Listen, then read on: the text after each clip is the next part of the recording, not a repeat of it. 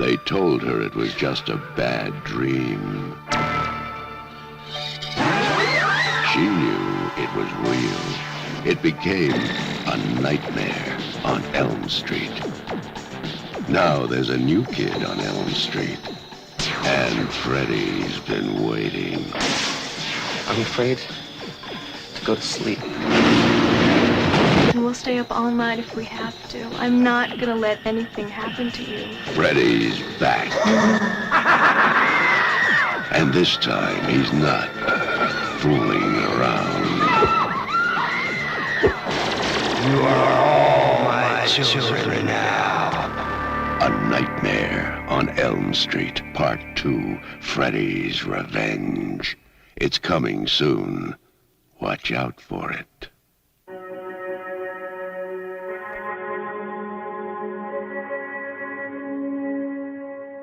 Welcome to Slash, a horror movie podcast. In Season 2 of Slash, we will be covering the films of the A Nightmare on Elm Street franchise. Starting with the 1984 Wes Craven classic, and ending with its remake from 2010. Slash is available everywhere podcasts can be found.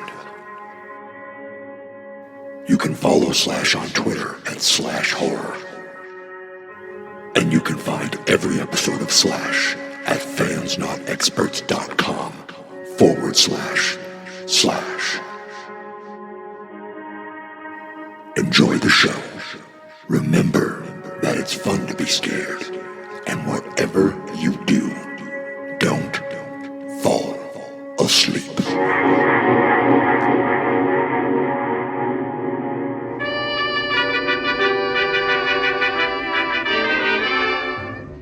Something very strange and mystic happened to me. Something realistic and as weird as can be. Something that I feared somehow is now endeared to me. What a funny feeling, odd and yet so true. Did a thing like this ever happen to you?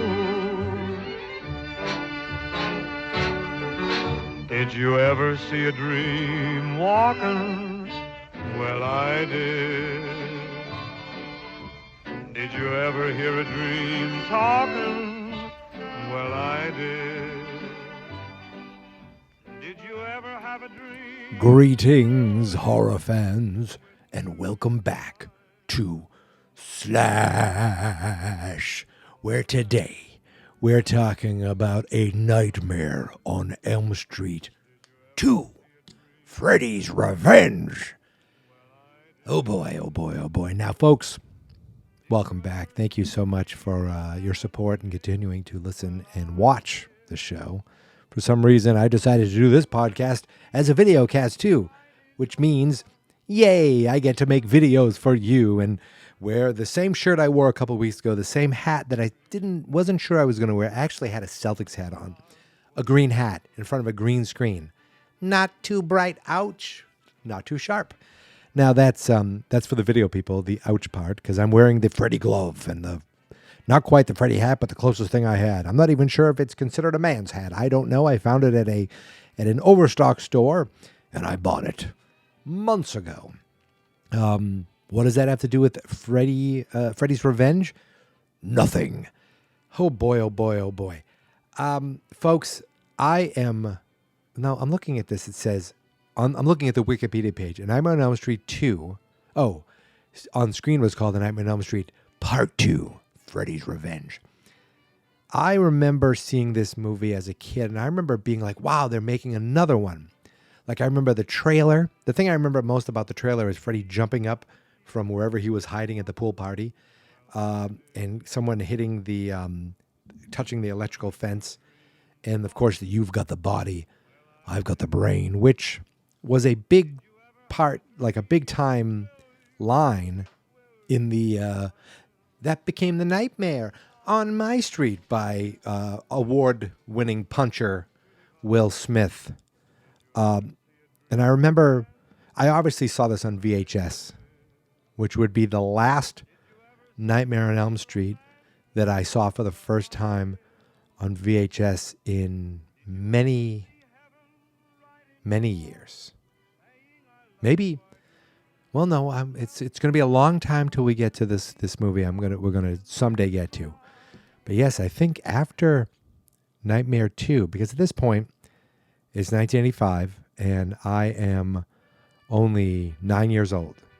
So would you show your 9-year-old this movie? Did you watch this movie? Would you show this to a 9-year-old? I certainly wouldn't, but it was 1985.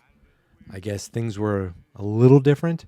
My first rated R movie was First Blood, and it was violent, but I guess violence wasn't a big deal, and the nudity was Stallone's butt, so really wasn't much more than that in this movie. It was more butt.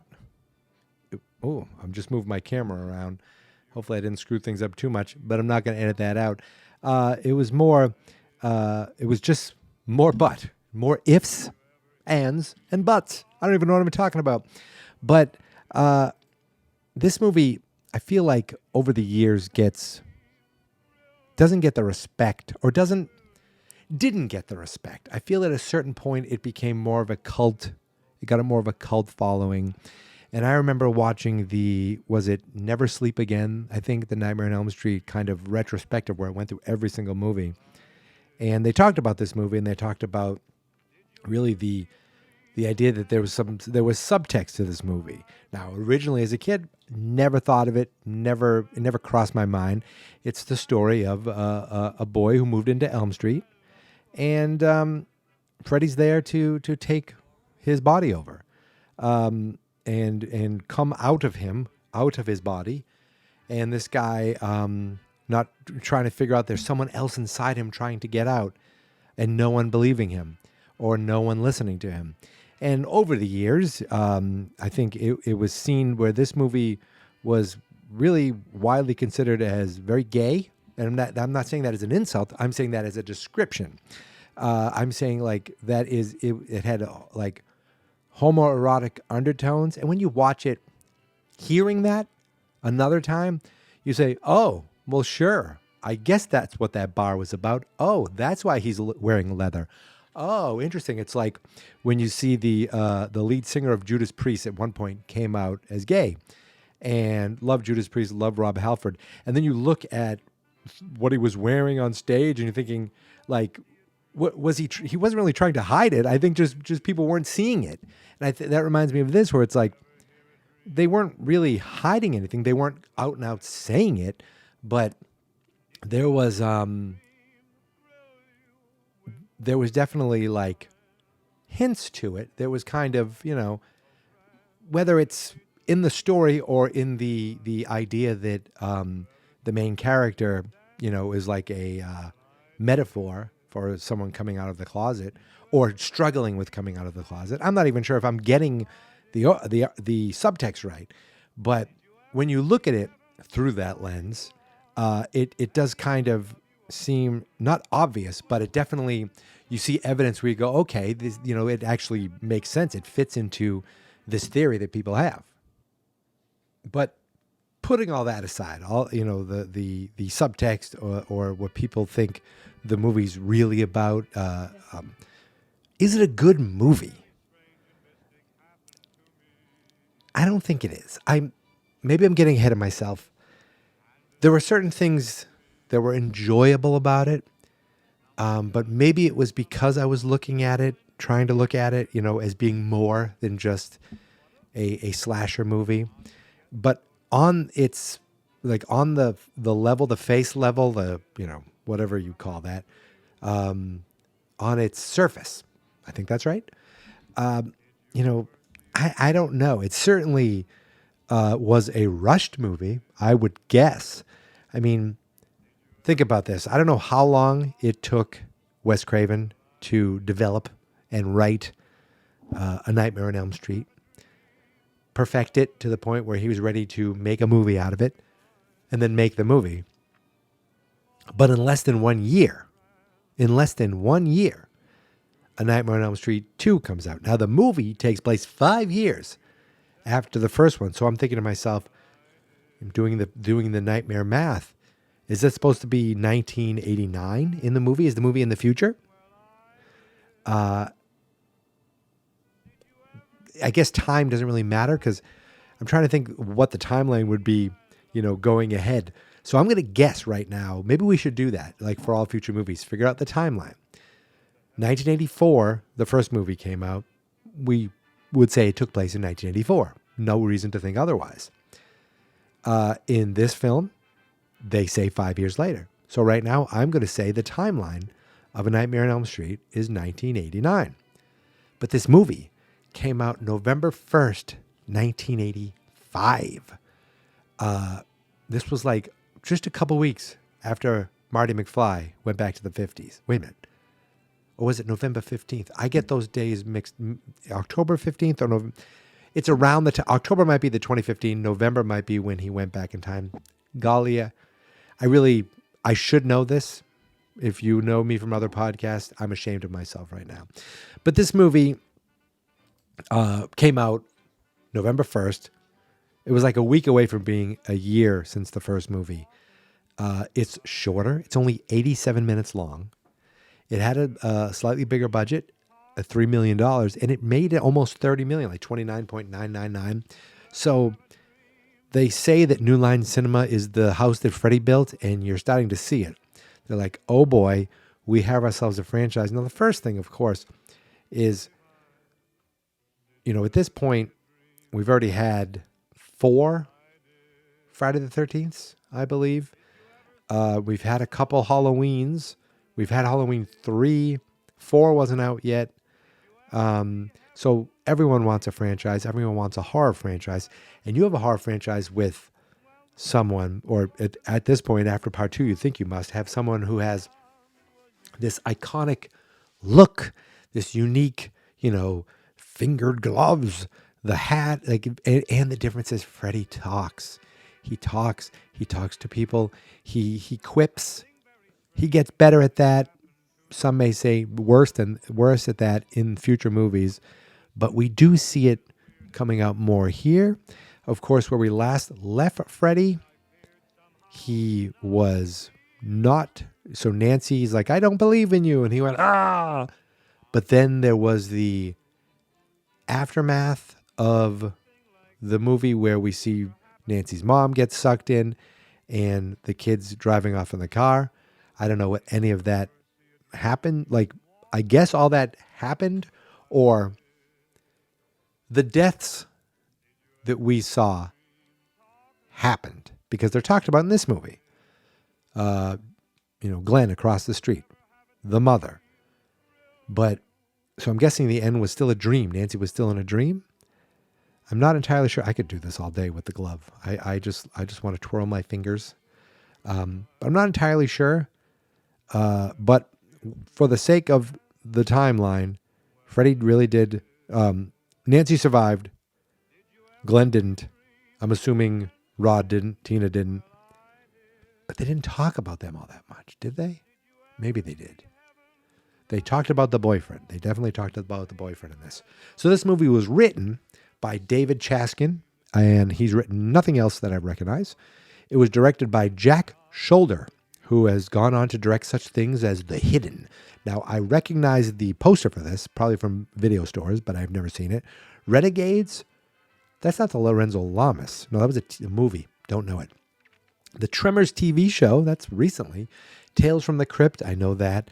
But for me, the biggest thing he's directed is this movie. How did this movie come into play 1 year after? Less than a year after. So I like to go over to the Wikipedia page and I would take a summary, but you know what? I'm just going to read it for you. I call it Slashopedia because I literally am taking this from the Wikipedia page. I like to go to the production section to see how this all came to place, how this all came to be. Pre-production for this movie started already in April, which was, I'm going to do the math, November, December, January, February, March, April. So 5 months later, they're like, we need to get a sequel out. Let's start it in April. And already in November, boom, they have a finished product out into the theaters, which look, there's no stars in this movie. Robert Englund is the biggest star. And he's not even a star. Freddy Krueger is the biggest star of this movie. The cast, you don't have to pay them much of anything. All young, mostly young people. And the effects, they weren't a ton. There were some. It's 1985, so maybe they're good for the time. I don't know. If you can make a parakeet explode, that obviously took something. But the fact that they were able to get this all done in 5 months is really the formula. Get these movies out. Don't worry about, make it good enough. People will go see it. That's kind of was the horror franchise formula for years. And originally, screenwriter Leslie Boehm came up with the idea pitched the producers an idea of using pregnancy and possession as a plot device in the second film. Now, Leslie Boehm is less. Okay, I was going to say he or she, I wasn't sure. But he says, my concept was an homage to, I almost said homage, an homage to Rosemary's Baby. I came up with a plot that this new family moved into the house. Okay, a teenage boy. Okay, his pregnant mother, and stepfather didn't get along with him. It was a real bloody, scary idea. Blah, blah, blah, blah, blah. Freddy getting into the mother's womb. Now think about that. Doesn't that all sound kind of familiar? Later on, that idea is used in a few movies from now in Nightmare on Elm Street 5, The Dream Child. And guess what? Leslie Boehm wrote the script for that. So he's like, I want Freddy to have a baby. I want him to be a dad or possess a baby or hang out with a baby. No matter what, there's got to be a baby involved. If I'm writing a Freddy movie, a baby's going to be in it. Okay? So producer Robert Shaye, Lynn Shaye's husband, that's how I know him as, Lynn Shaye's husband, did offer Wes Craven a film to direct it, but he turned it down since he had many problems with the script, such as the possessed parakeet that seemed very ridiculous to him, and a Freddy merging with the main character and manifesting in real life at a pool party to kill scores of teenagers, of which many are bigger than him. Oh, Wes Craven thought that would diminish his scare factor, because Robert Englund's kind of small. Now think about that. I mean, I'm burying one of the big climaxes of the movie, but when Freddy comes out of the dream world, why does he have any powers? Like, he walks through a fence later. What the hell's going on with that? I mean, think about it. Nancy takes the hat out, and Freddy is out with him. Nancy takes Freddy out, and in the first one, and beats the shit out of him. But then Freddy sinks in a bed with the mother. It's very weird what the rules are as far as in the dream world or the real world. And they really play with that in this one. I feel like I always thought when you saw Freddy, it was the real world. It was the dream world. Unless he got pulled out into the real world. And then at that point, all bets are off because he's just a scarred up, burnt little man with a glove. He's got the glove, but if you can just stay arm's distance from him, you're all right. Like if you shoot him, he's dead. But apparently that's not the case. What is the case, and I didn't realize this until reading it on here, and I assume it's accurate. When has Wikipedia ever been wrong? But New Line Cinema originally thought they were going to save money by simply using an extra in a rubber mask to play Freddy. Because they're like, we don't, with other masked muted killers like Jason and Michael Myers, who cares? Let's just put someone else in there.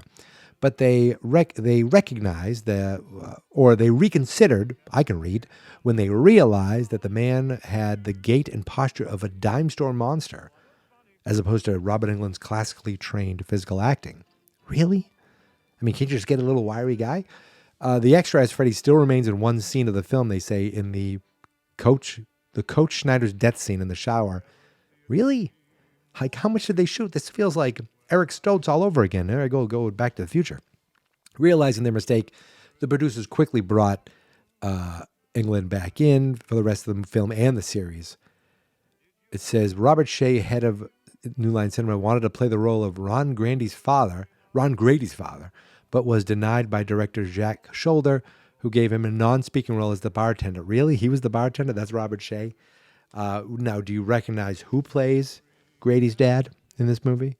He plays another pretty well-known, well, I wouldn't say well-known dad, but a dad to a well-known character, Bueller. So, principal photography for this movie commenced in June 1985. Think about that.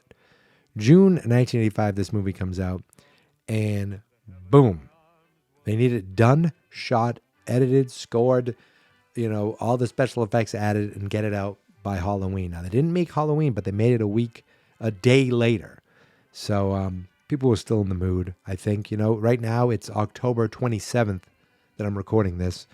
It was a couple weeks ago, actually, that I watched it, and then I wrenched my back. I don't know what I did, but my back, I could barely sit. Even earlier this week, I took a day out of work, but feeling better now, better enough to sit and record and talk to you about A Nightmare on Elm Street 2.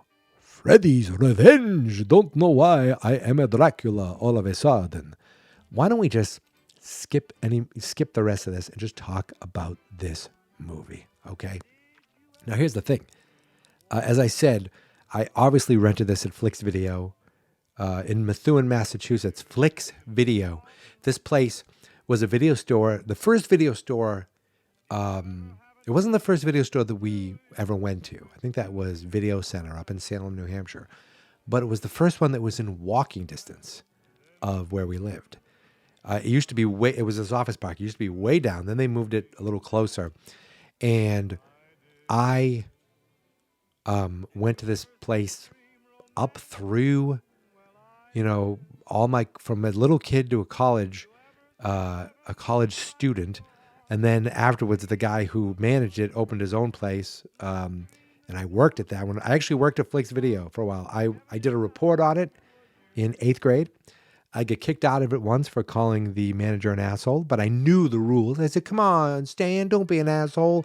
Boom, kicked out for a week, which was, for some reason, that was devastating to me. But then a year or two later, he set up a karaoke machine in the video store, and I would sit there and sing karaoke like I was the entertainment. I don't know what's going on. And then I worked in there for most of my high school days. I remember a girl coming in once to rent The Bodyguard, and I said, hey, I have it for you. And she's like, oh, I know you. You're so-and-so's friend. I said, I know you too. And we've been together for 30 years, and we've been married for 23 years. Yes, I did the math. So, see, working in a video store, it leads to love. That's going to be the Hallmark movie store. It's going to be called I Love HS. That didn't make any sense. So this movie, as I said, I'm pretty sure I saw it, right away when it came out and when I was 9. I don't know, Freddy never, the first one scared me. I remember being scared a little, but it never scared me as much as the silent Jason and Michael. Those spooked me even more. It's only an hour and 25 minutes. It's a relatively short movie. I mean, that's with credits. It was like an hour 23 without the credits. And of course, it opens with the school bus and a logo that I have no memory of showing Nightmare Part 2. Oh, it showed Nightmare Part 2. Then it shows Freddy's Revenge. And I didn't remember that. It was like two separate things. A Nightmare on Elm Street Part 2. Freddy's Revenge. And Freddy, you don't say Fred Krueger or anything like that.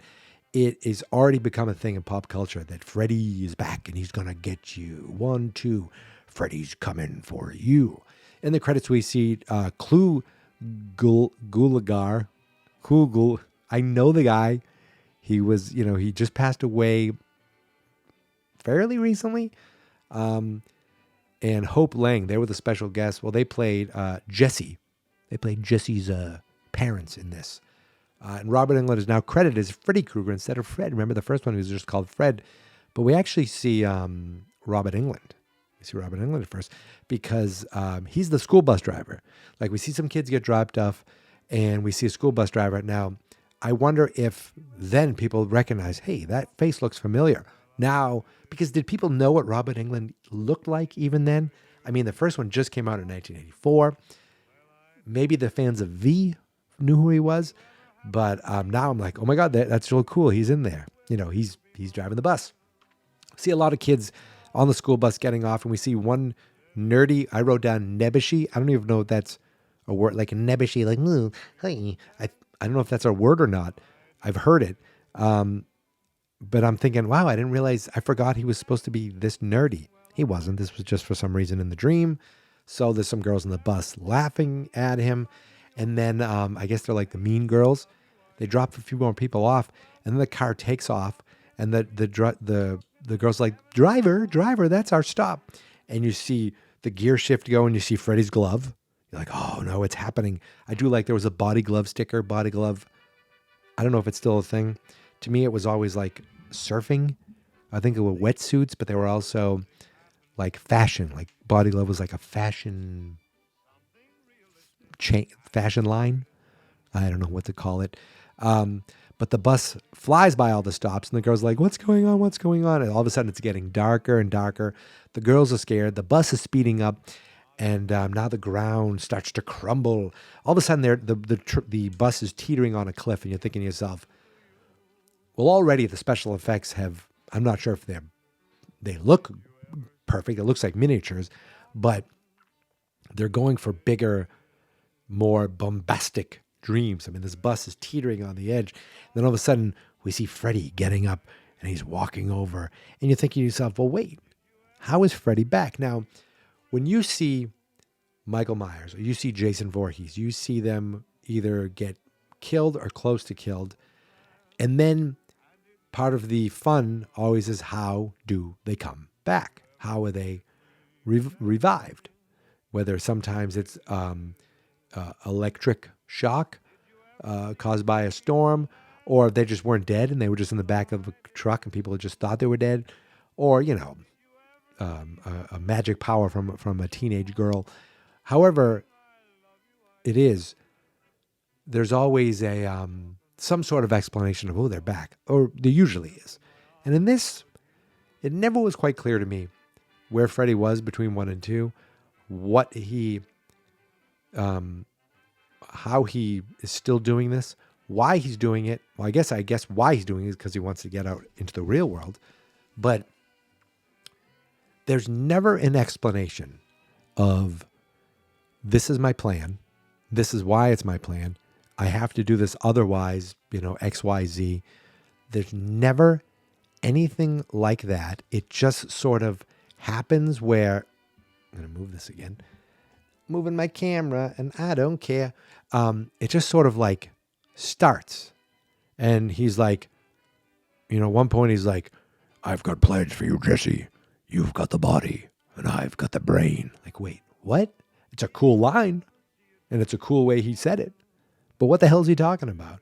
Wait, what? Like, there's no explanation of, you see, Jesse, what I want to do is use you to get to the real world. Like, I guess who would Freddy tell except Jesse? But it just kind of happens. And I didn't remember it being that unexplained, I guess. So Freddy goes over and, tries to get to the girls. And then, of course, Jesse wakes up and he screams, ah! And we see the mom and the dad and the girl downstairs. And the two parents, first of all, the two parents look like they should be their grandparents, but I guess in the 80s, parents were a lot older. I remember having a kid I knew in school, and his dad, he might not have been that much older, but he had white hair, and I was like, oh my gosh, is that his grandfather? And it wasn't. It's his dad. His dad was just a little older. That's what it is. So Jesse screams, and the girl's like, why can't Jesse wake up normally? And mom's like, oh, he's just having a bad dream. Like, the mom, they're always like not paying attention to what's going on with their son. It's like he's in pain. He is having issues. They don't really know. But the parents do steal a glance at each other like they've been worried, or they're worried in something else. Like they're like, maybe they know something's been going on. But more importantly than that, the kid, Jesse's sister, who she's eating a box of cereal. And the box of cereal is called Fu Manchu, Chew. And it seems like an incredibly racist box of cereal. There seems to be some sort of like an Asian man, but with green skin. And the first of all, the fonts on this box of cereal are just terrible. They're like Arial, if you know fonts. People, I guess, have remade this thing. You can find, if you look Nightmare on Elm Street 2 cereal or Fu Manchu's Nightmare on Elm Street 2, you'll see this box. But in the box, it shows free Fu Man fingers. And you can have long, pointy fingernails that the sister puts on later. And Jesse's like, because he reminds him of something that he saw in his dream. So Jesse, he's upstairs. His room's a mess.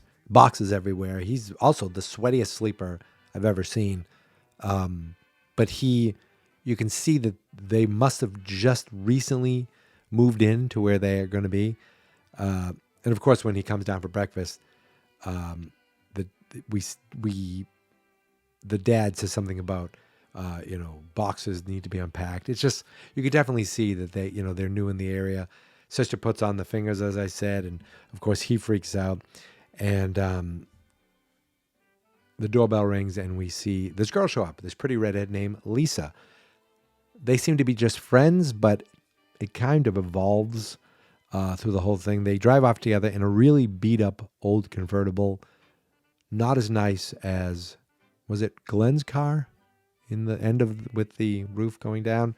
And we don't see the house yet. So I don't think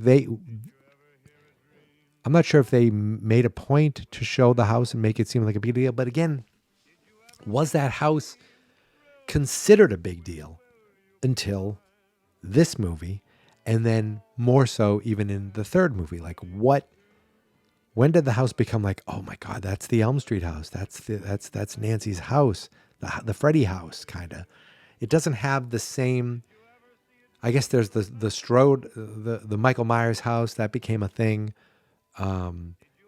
Jason, I don't know.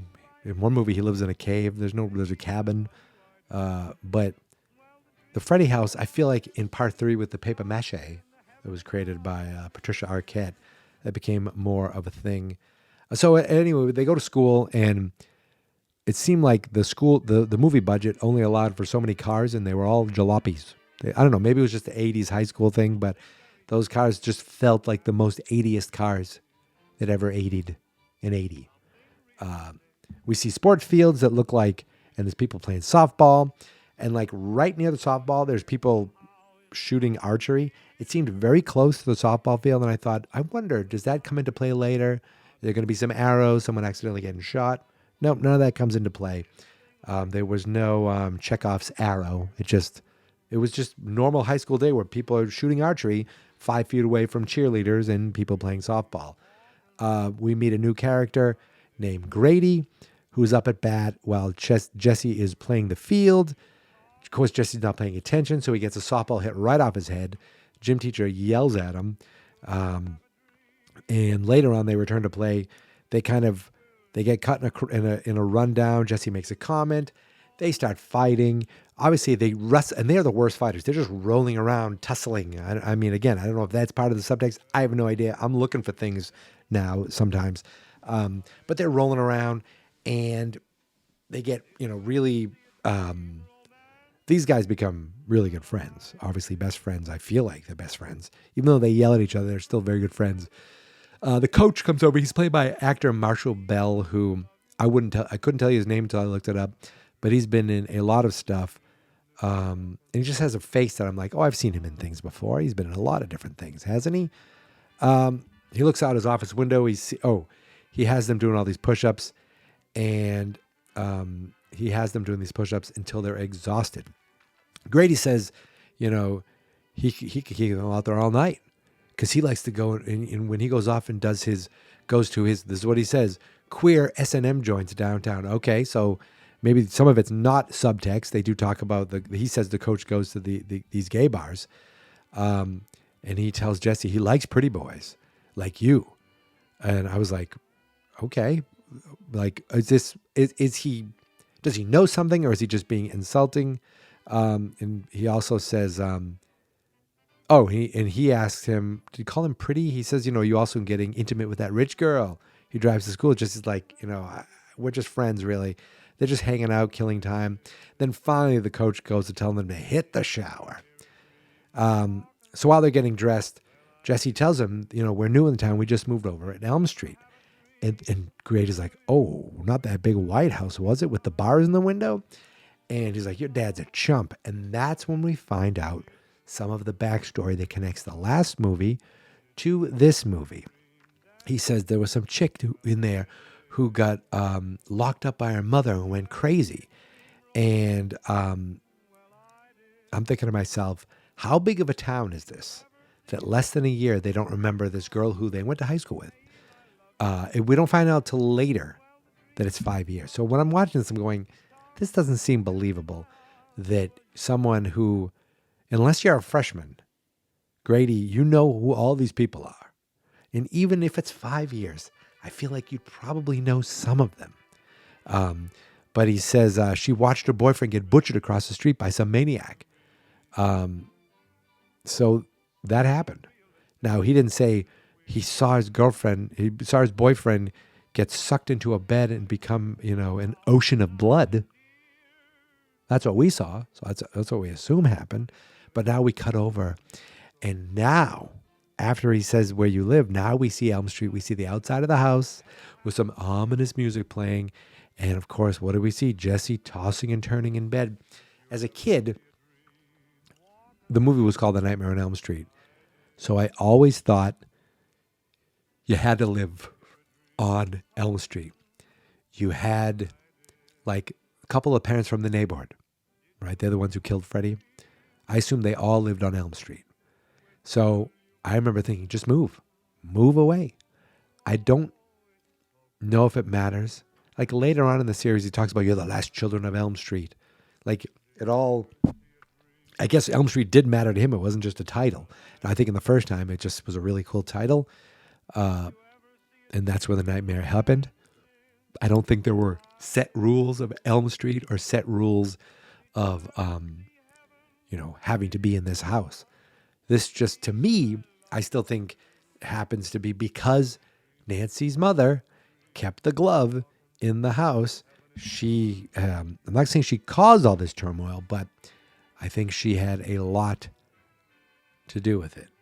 I just think that's why Freddy focused on Nancy so much. Well, I guess he went for Tina first.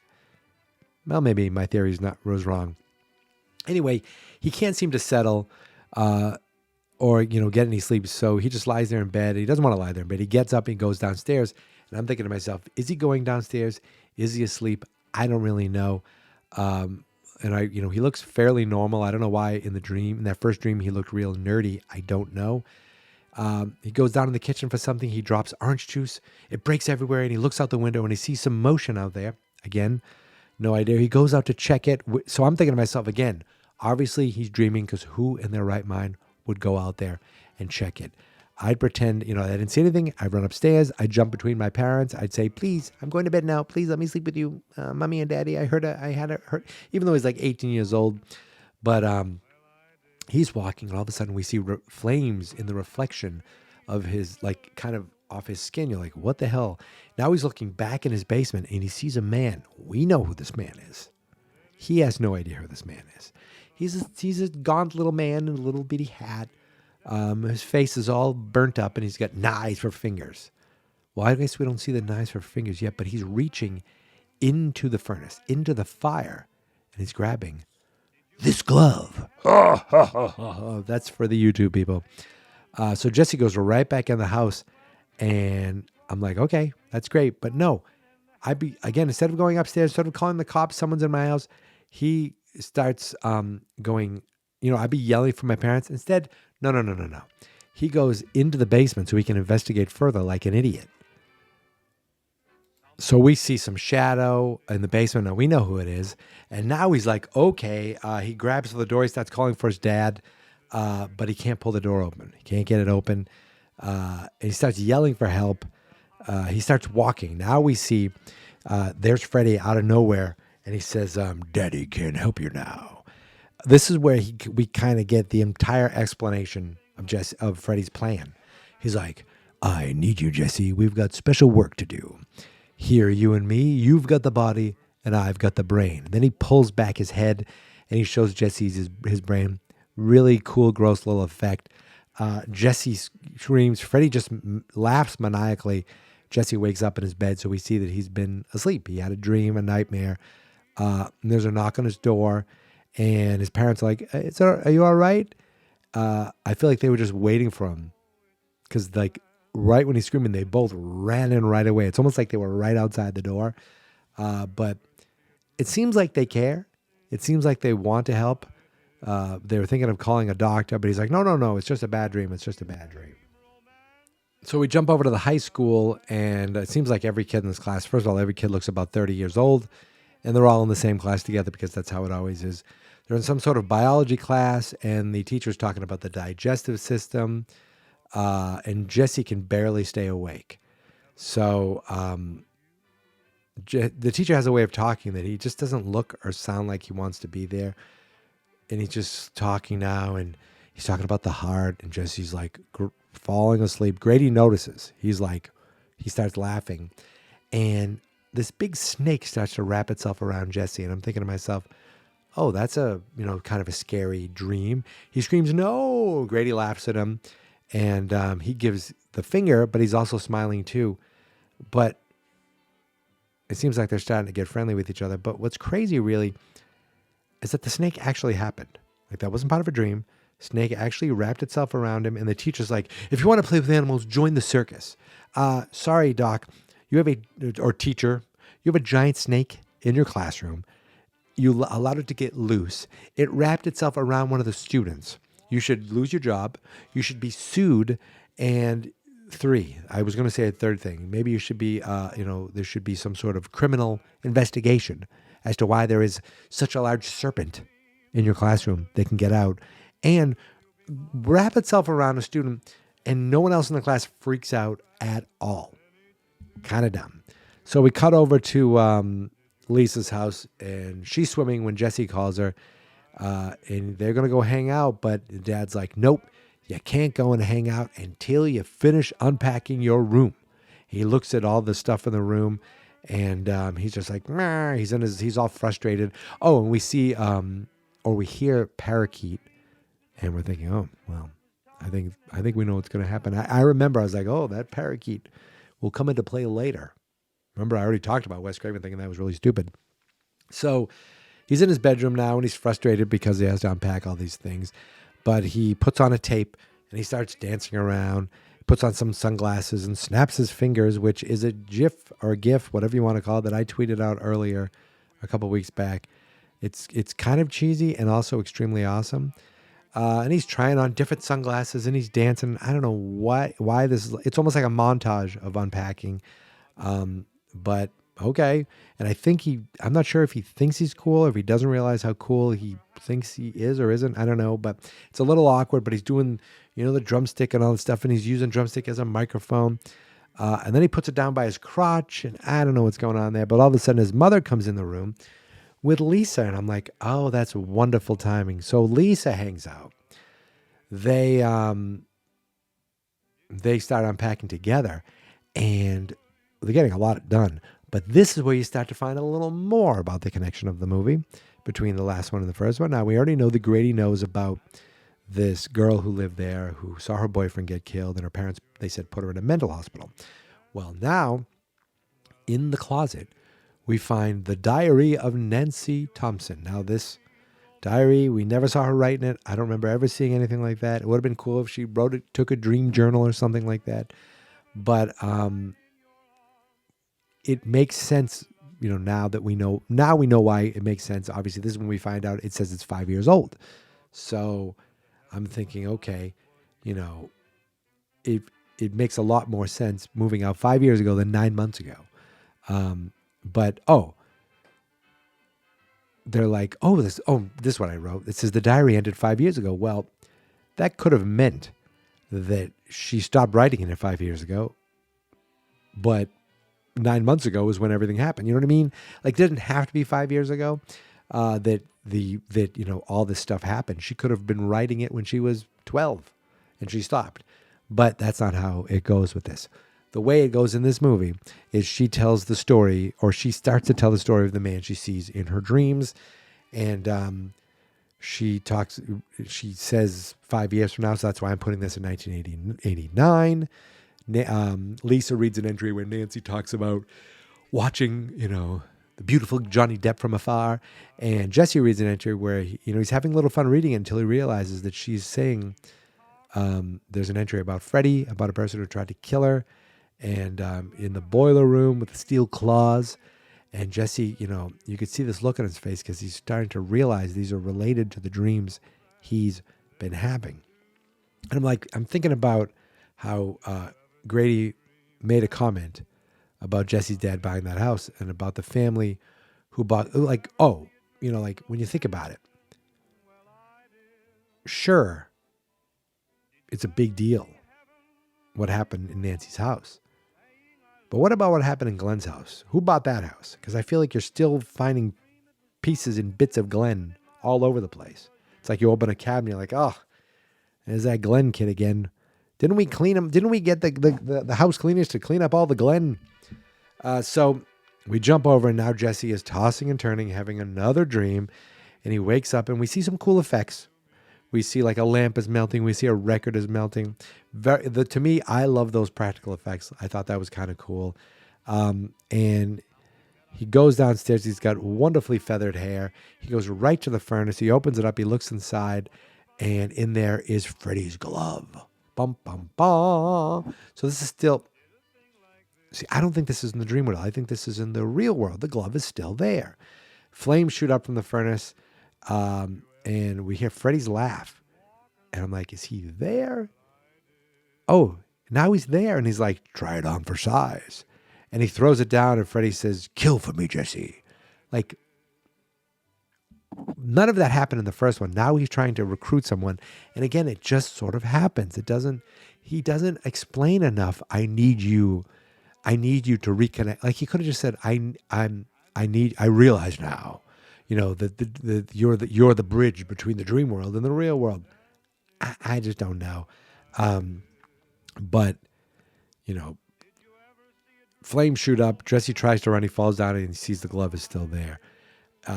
So he's actually awake, I think, or maybe he's sleeping. I don't know. But he feels like he's sleepwalking. So maybe that's explaining. He tells Lisa the next day, maybe I'm sleepwalking. I don't know. And then she's just like, well, maybe you have psychic premonitions. She just jumps right to that. I'm like, that's it. In a movie where the reality is insane when you think about it, not knowing that, to automatically like, well, maybe you're psychic and your premonitions. That is crazy insane. She asked to borrow the diary because she wants to look through it. And there's another friend there who shows up, and they're having a party. Lisa's throwing a party. I mean, I think we know what happens at this party. Not a lot of good. So she gives Jesse a little smooch on the cheek. They head to class, and we see Jesse and Grady running again. And Jesse asks him, have you ever remember your dreams? And of course, Grady's like, only the wet ones, because Grady's that wild guy who, the only other thing I know Grady from, I believe, is it Weird Science? Was he the guy? Was he one of the friends in Weird Science? He's in one of those movies. And I think it might be that one. I don't exactly know. But the coach hears him say this, and he's like, oh, more push-ups. Back at the house, we see Mom cover the cage for the parakeets, which there are two of them, and I guess that's what you do at night. I really didn't know that. I've never owned a bird. And it is super hot in the house, like 97 degrees. Like, it's hot in my house right now because we turned off the air conditioning, and it's late October, and it's like almost 80 degrees in Massachusetts. But it's not 97 degrees like it is in Jesse's house. And all of a sudden, the bird cage starts shaking, and one bird dies. One bird takes off, scratches the dad. It's a crazy parakeet that then just spontaneous combust, blows up. Again, what does that have to do with dreams? What does that have to do with like they think maybe there's like a bad seed, a gas leak, rabies? Like, I don't know what's going on or why that has to, like, it's connecting to Freddy and this movie. Like, is it a haunted house aspect? I don't know. But the dad actually thinks Jesse did it. He's like, he's blaming Jesse, thinking he did it with firecrackers. Jesse, of course, storms off. As I said, almost very Boston accent, storms off.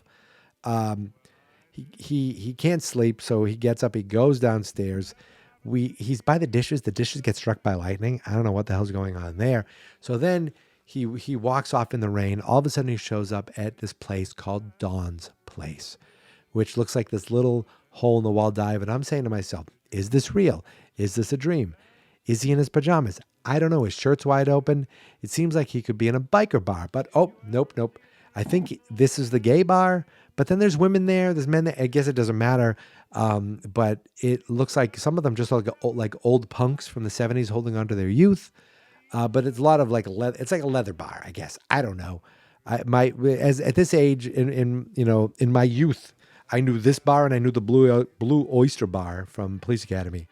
I wouldn't call them the most progressive way of looking at things back in the early mid 80s, but this one, I mean, this is all I knew.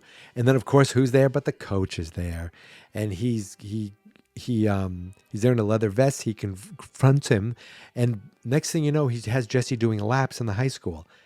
My understanding, as a kid, I thought this was all a bad dream, but everything I'm seeing actually happens, right? He brings the coach. The coach brings him, has him run laps, tells him to hit the showers. Then coach goes to grab jump ropes. Now, we don't normally leave the person who's dreaming.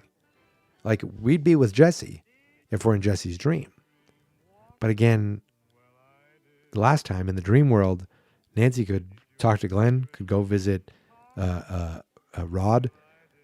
So I don't quite know the rules at all that's going on here. But it seems like everything we're seeing is actually happening. Jesse's like really taking a long shower. He's really I said he's really enjoying his shower. Like it looked like it felt good. I love a warm shower.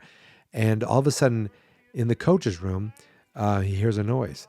Tennis rackets snap, balls go flying, tennis ball cans explode. And I'm saying, this is real dumb. Like, not that it's not a cool effect to see all these things like blow up, like maximum overdrive, things just, but things just attacking you that you can't control. But what is the logic behind this? Is Freddy's doing all this from the dream world? Because he seems to be doing a lot without Jesse. He seems to be doing just fine. The jump ropes wrap themselves around his wrists. All the showers turn on. And now you see a hint of green in the light. I do like that you have some cool lighting effects in this one. They really lean into the green and the red. The coach gets strung up in the shower, stripped, and then a towel comes over and starts snapping him. Okay, I guess I see some of the subtext here. And we see Jesse's watching, but all the steam shows up in the shower, and then all of a sudden, Freddy's there. So I'm thinking to myself, this is Jesse, right? Is Jesse doing this all with Freddy's possession? Then what does Freddy need him for? Maybe to not have to just possess him, be out in the world? Like, he got out in the world. So what do we have to... Like, I don't even know. Once Freddy got out later, why? I'm so confused. This movie is confusing. It doesn't offer full explanations. Things just kind of happen. And I hit my microphone. You just have to kind of deal with it. But Freddy comes up, claws the coach on the back twice, and he dies instantaneously. He doesn't even bleed to death. He just goes, I'm dead. And he's dead. And he's hanging from the shower. And finally, I know it sounds weird to say this because a man is dead. A coach, an educator of youth is dead. But finally, we get our first kill. It's been a while. We're into the movie. We see our first kill count is 1, and it's the coach, and it's almost like he was a jerk to these kids, so it's almost like you don't feel bad about it, even though this man is now dead. And we see Jesse, and he has blood on his face, and he's wearing the glove. So think about it. He got the glove out of the basement. We saw that. And he's sleepwalking, and Freddy is possessing him to make him do these kills in real life. That aspect I can go with. Like Freddy realizes, hey, if you can take me out of the dream world, maybe I can control you in the real world. And I'm going to start possessing people. Using him to, like, as he actually physically, kind of, but does he physically come out later? I don't even know what we see is real or not, or if it's just to spookify us, the viewers, and Grady in his own bedroom later. But finally, we have our first kill, which, again, it seems weird to say.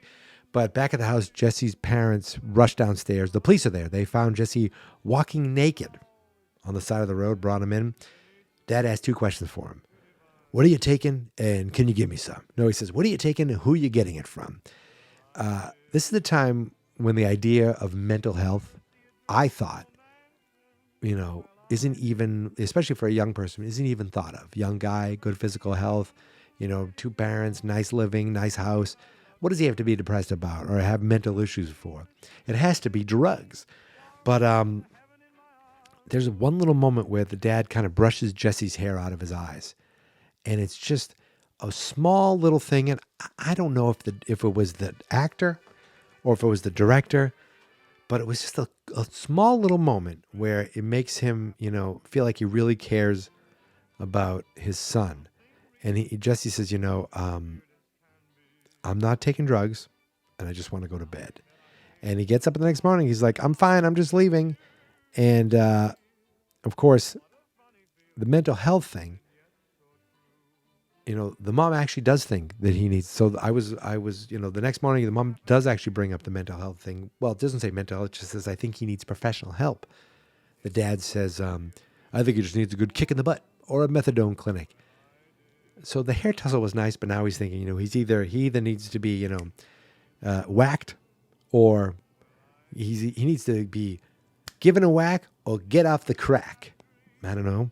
That's my assumption. So Jesse and Lisa show up at school. Obviously, there's all kind of commotion. There's police. There's ambulances. Brady's like, you haven't heard? Where have you been? Coach Snyder got wasted last night. Some maniacs sliced him like a kielbasa, or as my family would say, kielbasi. They hacked him in the shower. Bloody footprints all over the place. And I'm thinking, do footprints work like fingerprints? But again, they're footprints, not shoe prints. Shoe prints, you think Freddy. Footprints, you think footprints. I wonder if that could be like a character, like he's a foot, but he's also a prince, and his name is, he's the Footprints. Kind of a play on words. Anyway, footprints, you think bare, naked, bare feet in the shower. That's Jesse. Well, we obviously know Jesse's there. Look, Jesse's doing they're killing, right? I mean, Freddy maybe possessed him, maybe not. I don't know. We jump right back over and boom, all of a sudden it's night. Jesse can't sleep. He gets up in his little tidy whities. He goes over to his desk drawer, and inside he opens up and sees the glove again, and it's moving. It's kind of cool little effect. The glove is moving inside the drawer, and you hear Freddy say, "Kill for me." Wait a minute, kill for me? Nope, not quite. Kill for me? Maybe. So we see him walking upstairs of his house, and he opens up a door, and we look into his sister's room. And his sister, all of a sudden, she's in there jumping rope and singing to the Freddy song. And I'm like, huh? That's weird. Then we cut to the next morning. Jesse pours himself a cup of coffee and asks his dad why it took them 5 years to sell the house. Now the dad wants to know, or Jesse finally wants to know, there's something a little weird with this house, and what took so long. And I guess Freddy only cares about, at this point, he only cares about the people who moved into this house, which I still think is the connection to the glove. He says, I don't know, just maybe, I got the right price. Or, why it took them 5 years. Maybe they couldn't get the right price. But Jesse says, you didn't know about the murder across the street?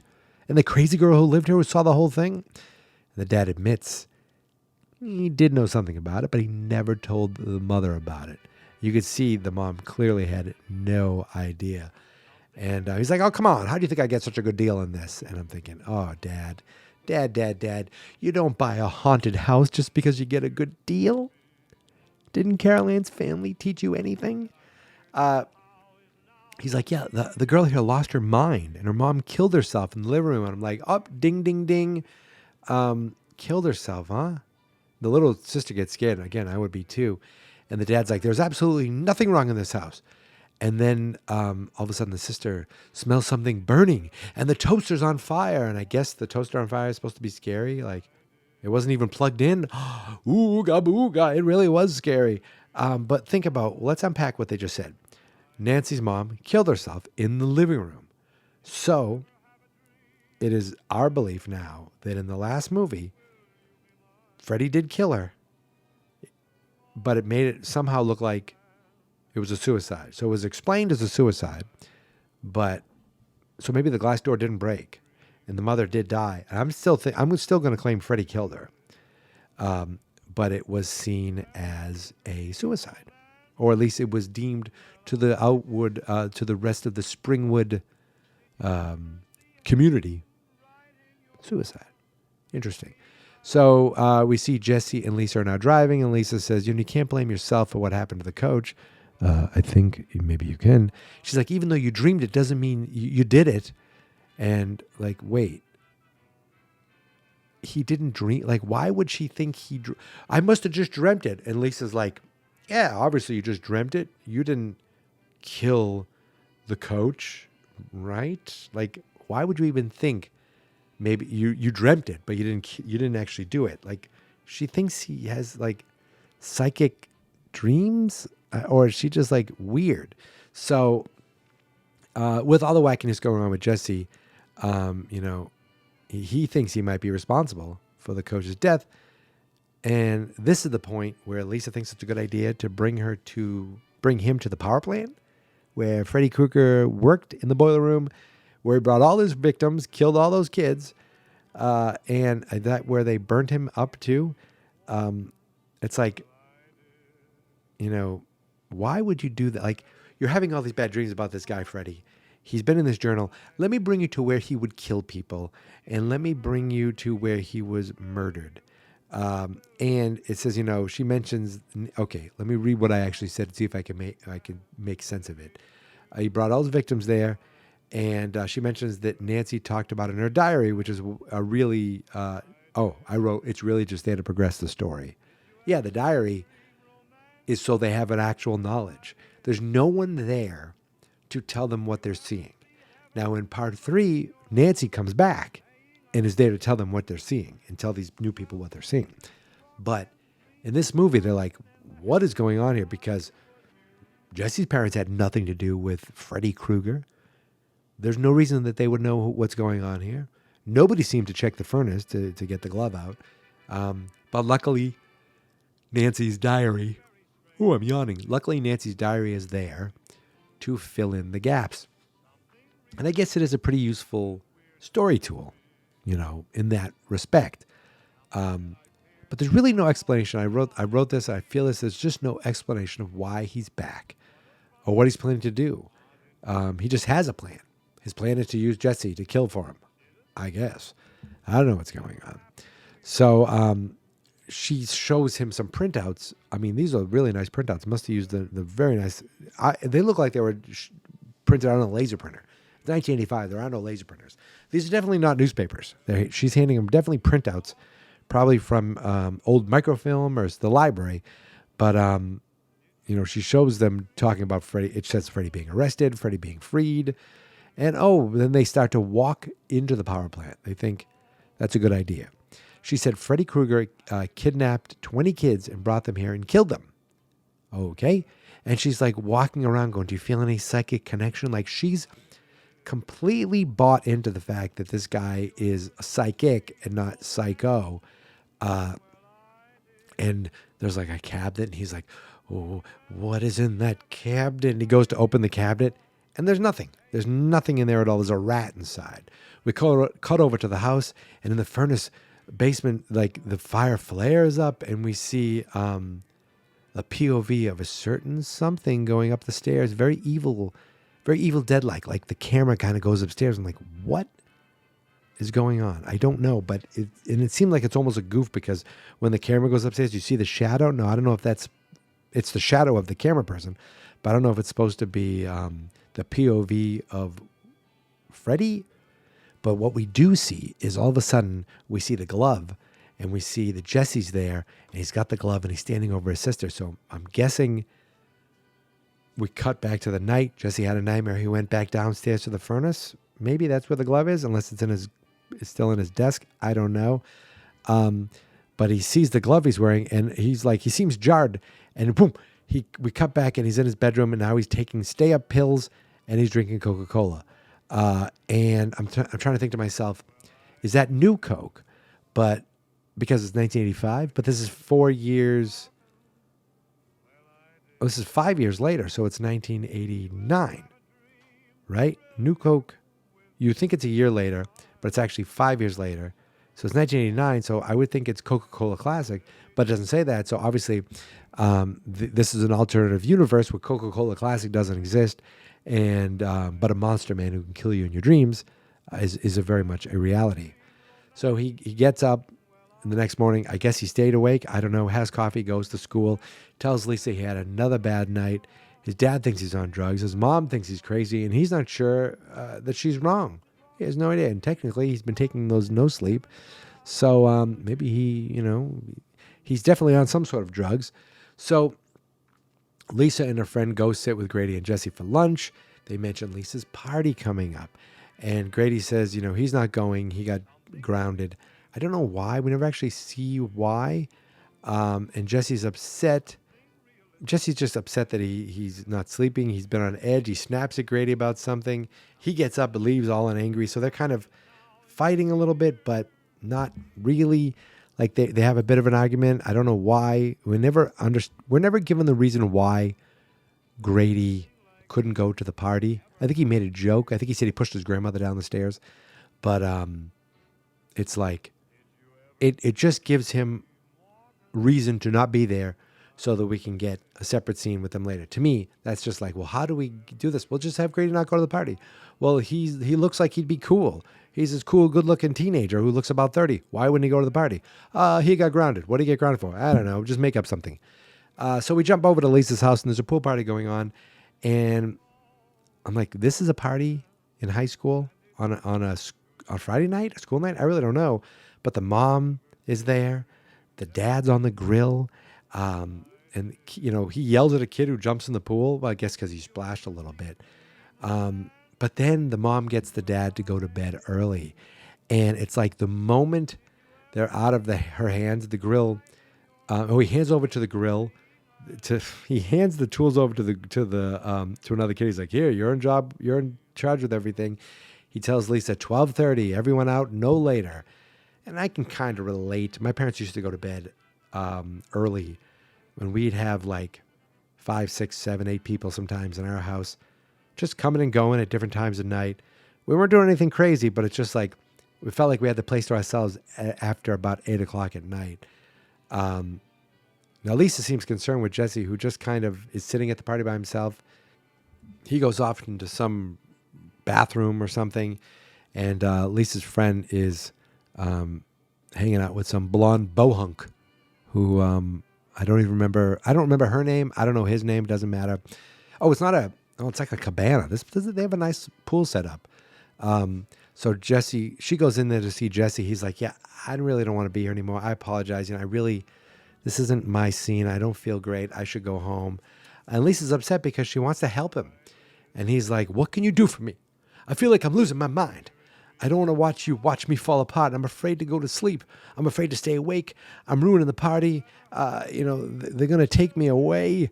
And she's like, no, don't be that way. We'll stay up all night together if we have to. We need to work this out. I won't let anything happen to you. And then they start kissing. Now, upstairs, Lisa's mom and dad, they've changed into their pajamas. They have a drink. They're about to get frisky with each other with a house full of teenagers downstairs. Now, that, I pray to God, didn't happen in my house. The kids, this is what's interesting. The kids are watching from the window. They're waiting. The bedroom light is on in the parents' house. The moment the light goes off, the kids are like, they're like in a beer commercial, party. Like you feel Spuds McKenzie's going to come out. They go crazy. They bring all this beer out. They change the music to rock and roll music. And all of a sudden, I swear to God, Lisa's friend is banging that dude in the pool in front of everybody. I think we see parts of the bathing suit, and they're bouncing around. They're having full-blown coitus in the pool.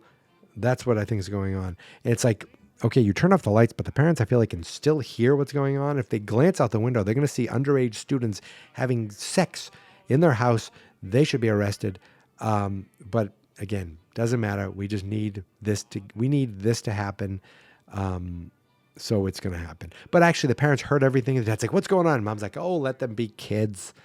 They're just going to drink and have sex while we're here. Not a big deal.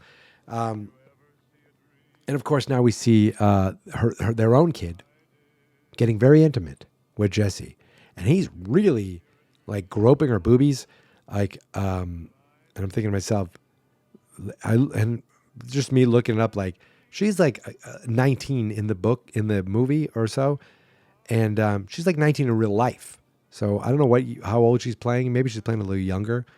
But Jesse's definitely playing younger because he's like 25 or 24. And I don't know if they're like, keep grabbing the boobies. I don't know, but I forgot all about this. All of a sudden we see this gross Freddy tongue, I guess, come out of her mouth. And it's like, out of his mouth. He's like, ah.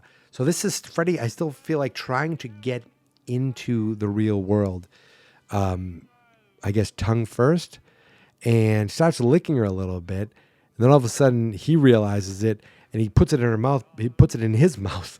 But if he put it in her mouth, she'd notice. He puts it in his mouth before she notices. He freaks out. She's like, what's going on? She gets all upset. He leaves. He's like, I'm getting out of here. The party keeps going on. So he breaks into Grady's house, sneaks into his bedroom, waking him up, startling him. He tells Grady, I need help. And he wants to stay at his house tonight. And then he says, listen, I think I killed Snyder. But he says he killed Snyder, but it wasn't him. It was something inside him. See, if I hear someone say, I killed him, but it wasn't me, it was someone inside me, I'd say, okay, I'm going to call the cops. We're going to get you help. And then I would have urinated my shorts completely. But it says that, it almost had him attack his own sister. Again, this doesn't sound like a guy who's being possessed by a monster. It sounds like a guy who's having mental health struggles and is having some sort of psychotic break. Again, that's just me. And he says it almost happened tonight at the cabana at Lisa's house. I'd be like, what? Oh, okay. Grady allows him to stay, even though that's crazy. And he's like, listen, keep an eye on me, okay? Even though Grady said, I think he's been having bad dreams. Jesse tells him, listen, you keep an eye on me. If I do anything weird or try to leave, you have to stop me. Great. Nice thing to say, Jesse. Good luck with that, Grady. And he's like, I don't care if you hit me over the head. I don't care. Whatever you do, don't fall asleep. And Grady's like, okay. I'm like, really? He's responsible for him? Like, why not handcuff you, tie something, try something? But like having a kid stay up, and it's like, okay. Over at the party, slowing down a little bit, and Lisa's like, you know what? I need to go see what's going on. She wants to leave and go see Jesse. And friend's like, go. Back in Grady's room, he's falling asleep. He sees that Jesse's passed out. He's like, enough of this. I know he said he killed some people, but I'm going to go take a nap now. And so he starts going to bed. 2 seconds later, all of a sudden he wakes up, and Jesse wakes up. We can see him having a bad dream. He's like, Grady, it's starting to happen. Oh no, not again. And he looks like he's starting to feel sick to his stomach. And I completely forgot about this. But Freddy's gloves and blades is now coming through him, protruding through his arm, and like his fingers, and they're breaking. His whole arm is coming apart. It's really gross and really a cool effect, actually. The skin is tearing away.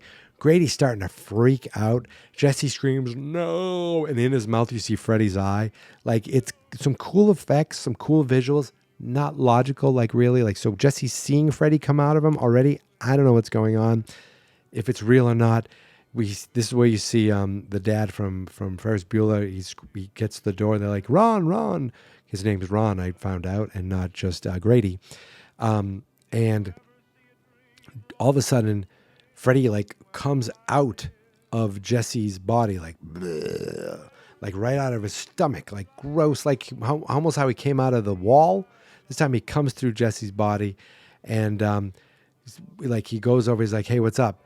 And stabs Grady, cuts him up really good. He's like, bleh. Grady's dying. But in the mirror, Freddy looks over and we see Jesse, and Jesse has the glove on. So I'm thinking he didn't get torn apart. Did Grady see Freddy kill him, or did Grady see Jesse kill him? And Jesse thought what was happening to him was Freddy coming out of his tummy. I have no idea what's going on here.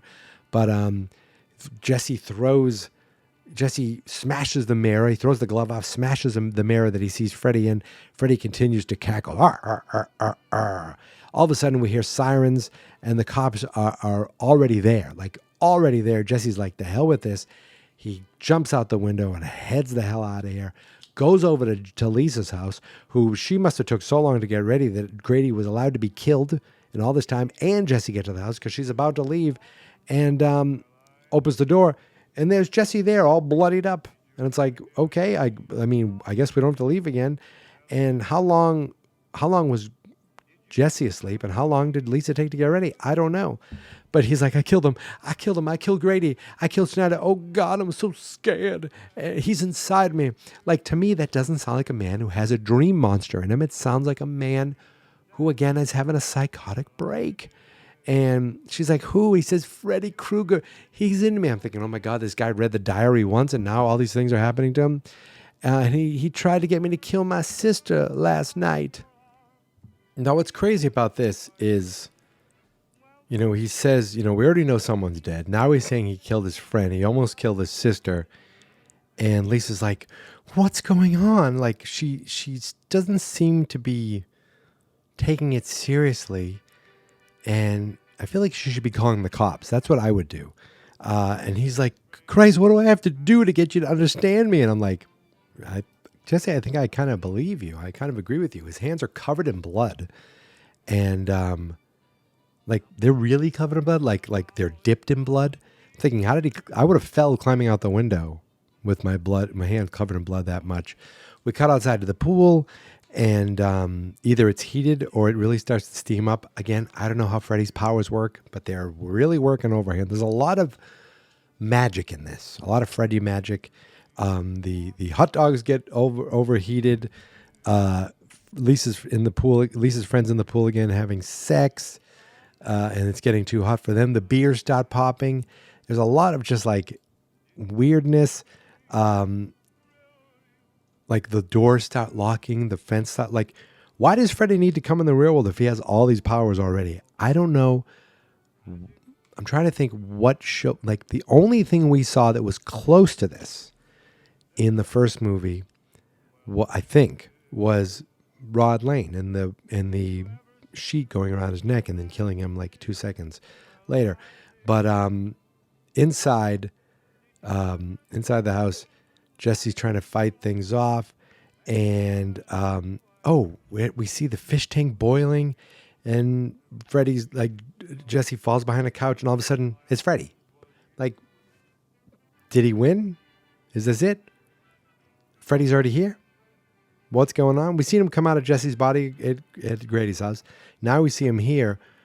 So right now, Jesse's gone, and Freddy took over, and there's a fight going on.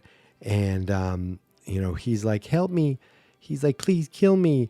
But she takes a knife and she tries stabbing him. Nothing really happens. I do like that they show his glove, but it's not the glove we see. It's like organically in his hands, which I thought was kind of cool. Like, I guess it was a cool makeup job. And I guess they're trying to say that this is real coming through Jesse. I don't know.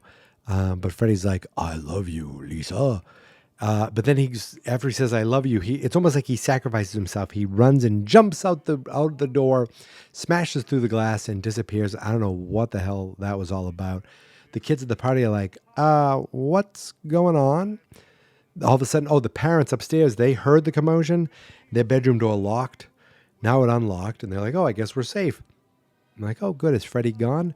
No, he's not gone. He jumps up out of some underground, I don't know if that's where they kept the pool chemicals, slashes a kid right away. Oh, I didn't say, of course, Grady dead, number 2. This is kill count number 3. At least 2 kids fall in the boiling water. I don't know if they're dying. I'm not sure yet. So I kind of tried to make a full count of this. I think this ends up being the biggest kill count ever because of all the stuff going on at the pool party. We see some kid get gutted, another kid gets trampled on, flames everywhere. Of course, one kid just touches a fence and gets shocked, but I think he's alive. The parents come downstairs, and the dad's like, we got to call. Let's get out of here. Lisa says, let's get out of here. And it's like, no, we got to call. Like, they don't think to call 911. They don't think to help the kids. They just want to run, leave all the kids behind at their house to be murdered. They don't know who Freddy Krueger is. They weren't part of this.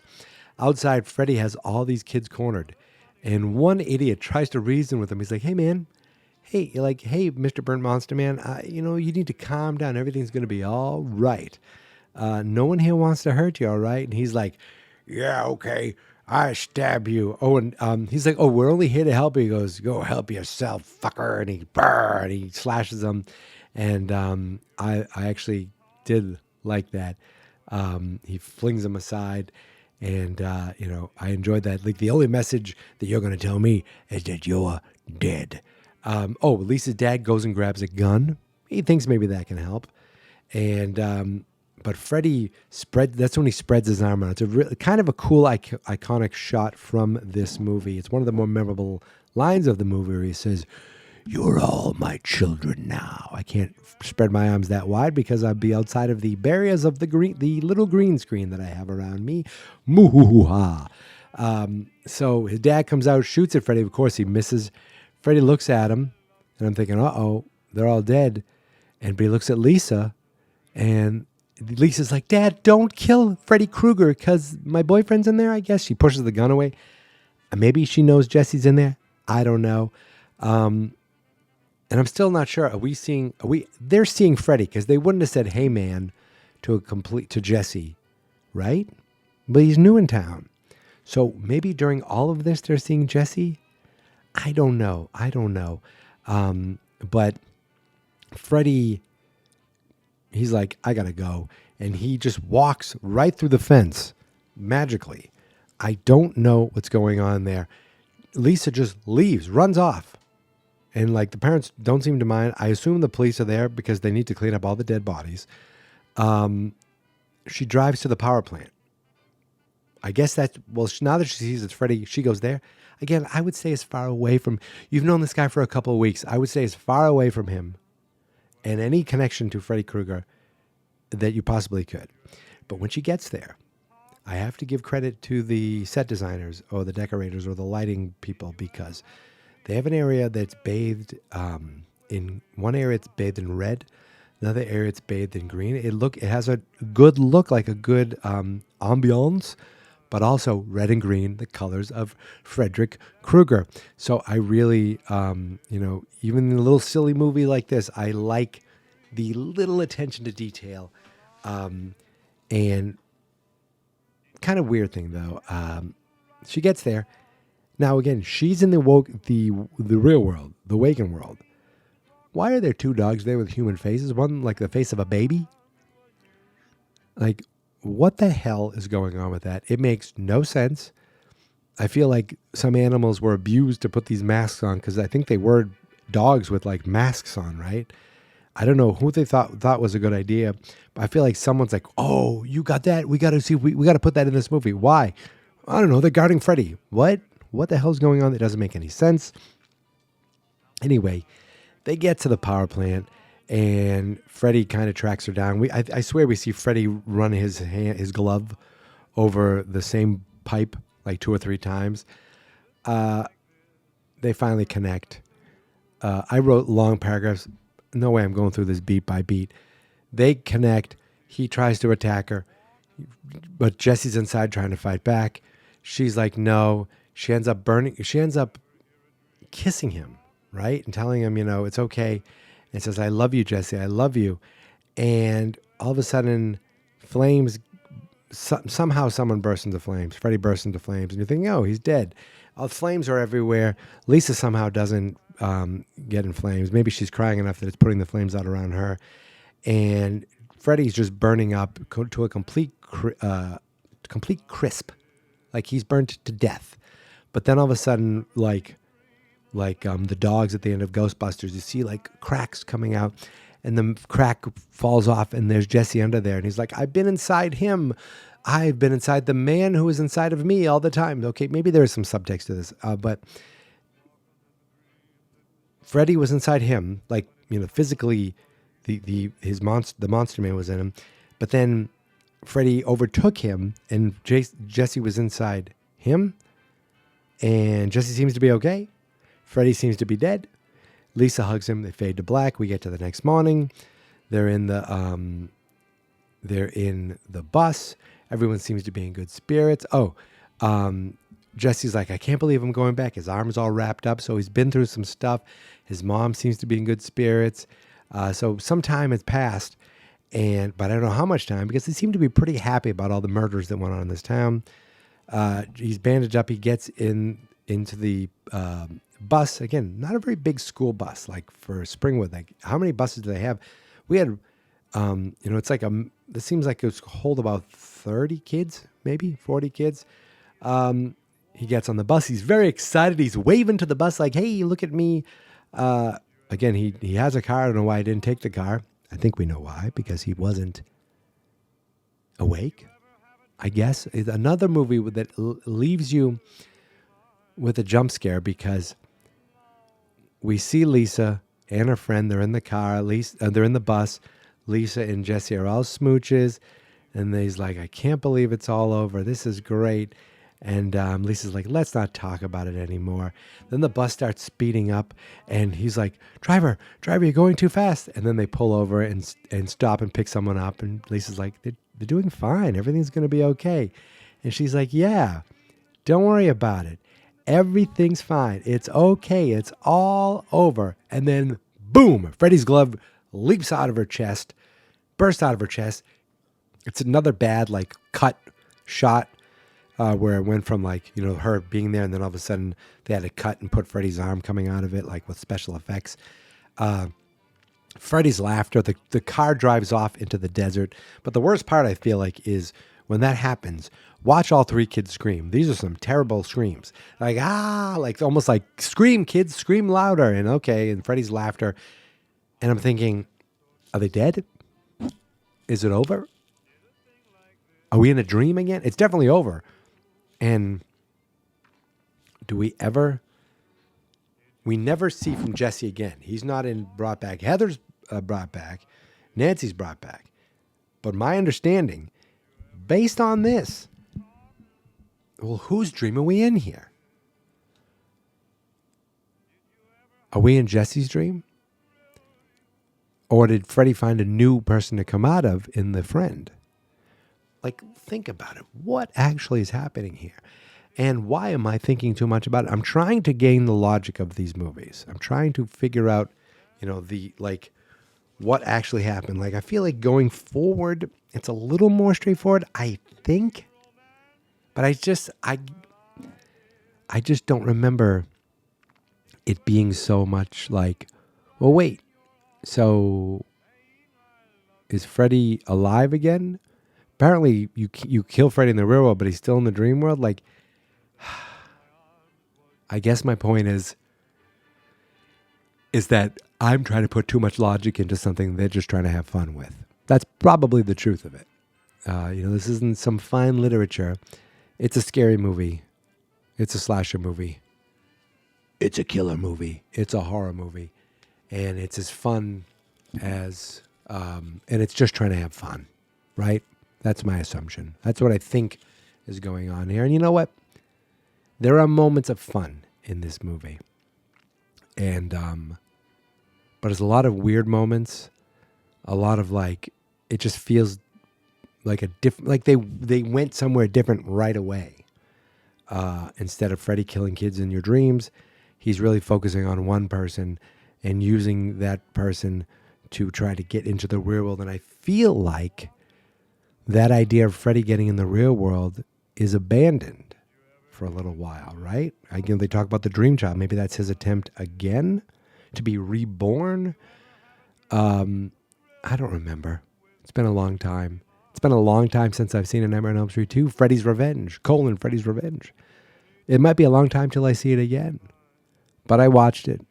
And I spent a long time talking about it.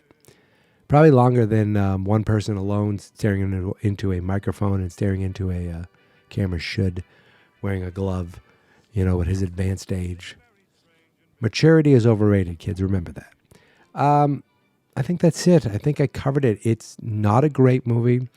There are some enjoyable things in it. You definitely could see the subtext that people are talking about. And that actually almost makes me... Not almost. It kind of makes me respect this movie more, that there are some deeper things going on here. And not just, with sexuality, but I think with mental health. So I give it props for that. But some of the logic of what Freddy's doing and why he's doing it, it just happened. And why it happened to Jesse, I guess because he lived in the house. But we're in 1989 now. So where are we going to be in part 3? I don't know. But wherever we're going, Freddy will be there and Dawkins will be there. Those are two things I can promise you. But until then, and it might be a few weeks because, I got this out to you a little late. But here's the thing. I'm going to be traveling. Not next week, but the following week. So I don't think I'm going to get another one out this week. And the following week, I'm going to be driving my mother-in-law from Massachusetts all the way down into Florida. And then spending a couple of days with her before I fly back. Now you want to talk about scary movies. Film this. Hang out for 7 hours, 3 days in a car. With your nearly 80-year-old mother-in-law. Ha ha ha ha. Now there's nightmares. It's really not that bad. I'm just having fun. But it is long. Long days. And I will not have time to podcast to you about Dream Warriors. But I will be dreaming about Dream Warriors. And I can't wait to finally come back to you and talk more Freddy Krueger. Until then, you can find me on Twitter, Instagram, what's the other one? Mastodon.social, and Threads at Geek Mentality. You can find the show on Twitter at /horror, and maybe on Threads at /horror too, or Instagram too. I'm not sure, but definitely on Twitter, because it's still called Twitter to me.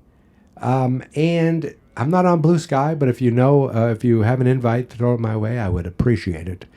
And that is it, my friends. Thank you so much for listening. Thank you so much for subscribing. Check out every episode of Slash and every episode of every other podcast that I do over at fansnotexperts.com. And until next time, my friends, remember, it's fun to be scared. Ha, ha, ha, ha. Sweet dreams. Get it? Ooh, ooh, ooh. I'm 47. Did you ever see heaven right in your arms, saying I love you, I do?